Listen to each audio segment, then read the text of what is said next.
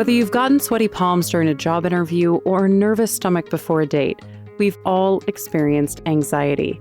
And though it's often talked about as one umbrella term for all of our anxious feelings, Resh Gupta, a cognitive neuroscientist, says that there are many different forms of anxiety.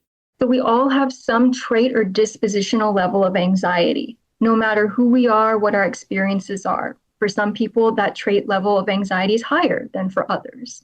But this is going to be a general tendency of just how anxious you tend to be normally.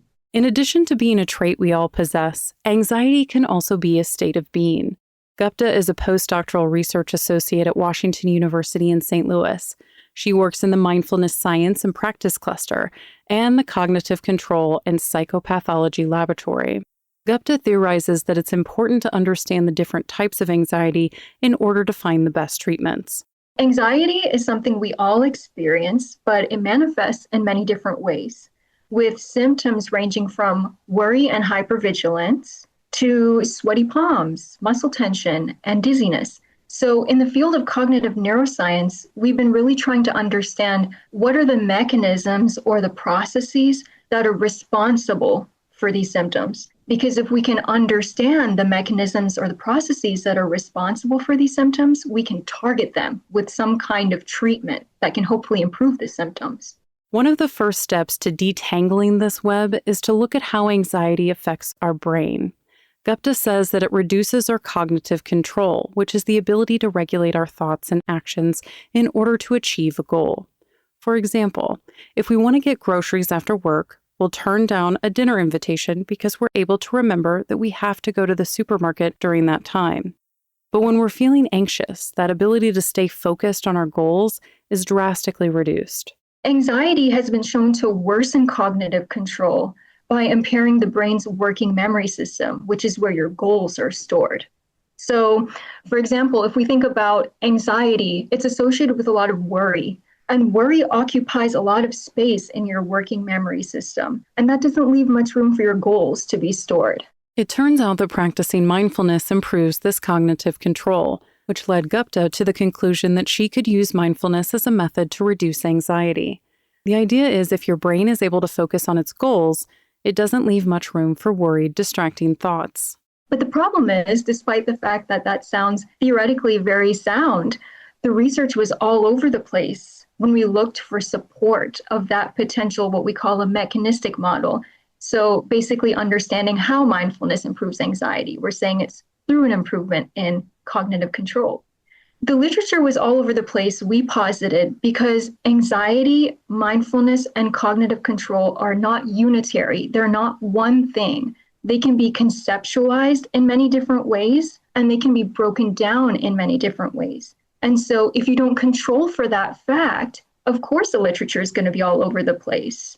Just like how anxiety can take on many different forms, like being a fleeting emotion or a foundational personality trait, mindfulness can also be broken down into similar categories. When we think of mindfulness, we often first think of a mindfulness course, an 8-week intervention such as mindfulness-based cognitive therapy or mindfulness-based stress reduction. So these are becoming very popular now for treating things like anxiety, depression, and stress. But mindfulness is also a trait that we all have. We all have some dispositional level of mindfulness. So maybe I'm more mindful or less mindful than someone else in general. And similarly to anxiety, mindfulness is also a state. So we can be more mindful in one moment compared to another, depending on what's going on. It can also be a learned skill, which is good news for people like Gupta who want to use this to combat anxiety. As you may have guessed, the same is true for cognitive control. There are many theories breaking down how it works, but Gupta's lab works under the idea that cognitive control can be divided into two main functions, proactive and reactive control. She says that the proactive control is that same example of needing to go to the grocery store after work and keeping that goal in mind all day, deflecting anything that would get in the way. On the other hand, we have a different kind of cognitive control called reactive control. So in reactive control, let's take the grocery store example again. This time in the morning, I say, I have to go to the grocery store after work, but I don't keep that information in my mind. I get really occupied throughout the day. My colleague asks if I want to meet. I'm like, sure, let's meet. And then I get to my car at the end of the workday and I see my grocery store list on the dash. And I say, oh, I have to go to the grocery store. So I'm able to go still and get it done, but maybe not as early as I wanted to, or maybe in not a planned fashion. But I still got it done. I was still able to carry out my goal. Gupta says that both functions are important because it would be nearly impossible to stay aware of everything we need to do all day long. So instead of taking up so much mental space, we rely on both forms of cognitive control. By showing how anxiety, mindfulness, and cognitive control are all multidimensional, Gupta makes the argument that the current one-size-fits-all treatment approach is extremely inadequate. Instead, we need to figure out which types of mindfulness match to specific forms of anxiety. But after seeing how so many research papers have competing conclusions from studying these factors as one idea, Gupta realized that there needed to be a whole new framework for how this theory can be studied. She outlines this novel method in a recent paper published in Neuroscience and Biobehavioral Reviews. It proposes two theoretical claims that link specific types of anxiety with specific failings in cognitive control, then recommends a precise kind of mindfulness practice to help. So in the first, we talk about a type of anxiety called anxious apprehension. And this type of anxiety is really focused on worrying. So in anxious apprehension, there's a lot of worry and repetitive negative thinking. Gupta says this type of anxiety takes up a lot of space in our working memory that we need to keep our goals in mind. We propose that there's a type of mindfulness practice called focused attention that's very well suited to mitigating these problems with this proactive control deficit, right? Keeping the goals in mind for people who are worrying a lot. So in focused attention practice, what we do is we have people focus on an anchor, such as their breath or a sound. And they keep bringing their attention back to that anchor every time the mind wanders. And so in this way, instead of focusing on the worry, you're focusing on the present moment experience. The idea is that this type of mindfulness reduces your ability to focus on your worries and recenters you in the present moment. This allows you to regain good cognitive control and leaves no room for your anxiety to flourish. The second theoretical scenario focuses on a different kind of anxiety, called anxious arousal, which involves someone being hypervigilant of their surroundings. People who are very high on anxious arousal are essentially very easily captured by things in the environment that are potentially threatening.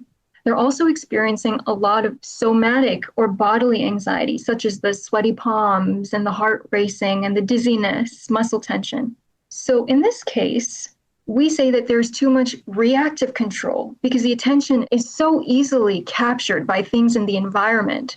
It's just like how seeing a grocery list jogs your memory of needing to go to the store, except now you're highly sensitive and making that type of connection with everything around you. In this case, Gupta believes a mindfulness practice called open monitoring would be most helpful. In open monitoring, instead of focusing on one anchor, such as the breath or sound, we instead have people focus on the whole present moment experience, internal and external. So basically, you just focus on experiences arising and passing, coming into and out of your awareness. And you're just non-judgmental toward these experiences. So hopefully this is going to help these people with anxious arousal and too much reactive control become less hypervigilant to what's happening in the environment. Gupta says this type of mindfulness isn't about changing your situation, but rather changing your attitude towards the situation. It's going to help you to develop that attitude of curiosity rather than hypervigilance and fear toward everything that's happening, and developing a feeling of, okay, I'm safe in this present moment right now. And these are just thoughts. Thoughts are just thoughts. They aren't necessarily reflective of reality. So teaching individuals who have arousal to have this kind of mindset, which takes time to develop, will then help them to engage in this practice and develop the skills to see the experience in a different way. Because I always say with mindfulness, it's not about changing the experience, it's changing your relationship to the experience. So far, Gupta's paper has been well received, with her peers acknowledging this could be a much more precise method for research. Most of what I've received thus far has been positive in terms of feedback because we are trying to move away from a one-size-fits-all approach to treating anxiety to a more precision-focused approach where we match anxiety sufferers to the most appropriate treatments. Whether it's a mindfulness practice or otherwise, And so I think that the field has been plagued by these one-size-fits-all approaches and assuming that something that works for a whole group will work for any given individual in the group. For example, when we do studies looking at the effectiveness of cognitive behavioral therapy or a drug, for example, an SSRI or mindfulness-based cognitive therapy, every individual who's experiencing some sort of mental health concern has a diverse presentation of symptoms. And so really, I think people are responding well to this work because it's acknowledging the fact that if we don't match the right dimensions of anxiety to the right types of treatments, we're likely just using a hit or miss kind of approach. Gupta's next step is testing out these theoretical claims and matching up the correct mindfulness treatments for different types of anxiety. You can find more information about Resh Gupta and all of our guests on our website, radiohealthjournal.org. For more behind the scenes, follow Radio Health Journal on Facebook, Instagram, and X. Our writer-producer is Kristen Farah. Our executive producer is Amira Zaveri. I'm Elizabeth Westfield.